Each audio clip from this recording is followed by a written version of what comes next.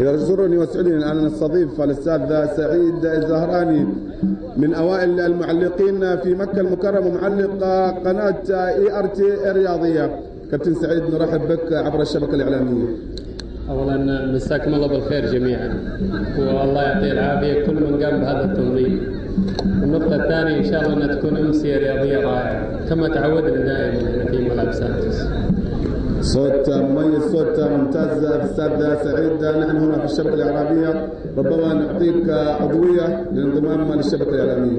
هذا يشرفني طالما انه في نادي سانتوس، بالعكس هذا شرف للجميع. وحقيقه لا زلت اتذكر يعني منذ زمن واحنا لا زلنا نؤدي بعض المناورات هنا على هذا الملعب منذ تقريبا حدود 10 سنوات مضت، وان شاء الله تستمر دائما مشاهدنا ونحن حاضرين. بالعكس هذا الشيء يشرفني جدا. قبل ان نطول، كلمه ربما للمعلقين البارزين، المعلقين الحديثين، ربما لديك كلمات توجيهيه لهم. اولا بالنسبه انا لاحظت شيء واحد، يعني بحكم اني مريت جميع المدن ما شاء الله، مكه المكرمه هي الوحيده اللي الدوريات فيها تقام بتعليق رياضي محترف. الاحظ في مدينه جده، الطائف، ولكن معظم المعلقين في مدينه جده والطائف من ابناء مكه المكرمه، يعني هم الوحيدين اللي الان ما شاء الله حاملين هذا الباب، باب التعليق. ونتمنى لهم في اصوات جميله، نتمنى لهم ان شاء الله سبحانه وتعالى المواصله، وما في شيء مستحيل. انا بدات من هذا الملاعب مع سانتوس ومع الجوهره ومع كل الفرق، والحمد لله الان اقول اني خطوت خطوه ولم اصل الى شيء.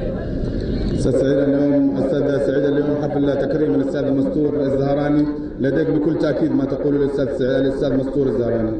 أقول الله يعطيه العافيه والله يوفقه ان شاء الله. هو التكريم صحيح انه تاخر، ولكن ما هي عادات في اداره سانتوس، ولكن ان ياتي خير من ان لا ياتي.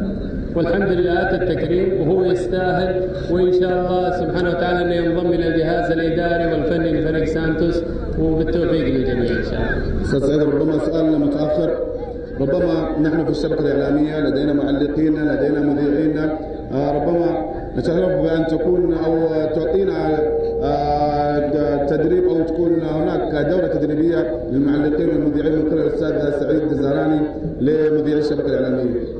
والله هذا زي ما قلت لك هذا شرف لي، انتم حددوا المكان وحددوا الزمان ومن عيون التنتين. ابشر. شكرا للاستاذ سعيد الزهراني معلق قنوات ERT الرياضيه.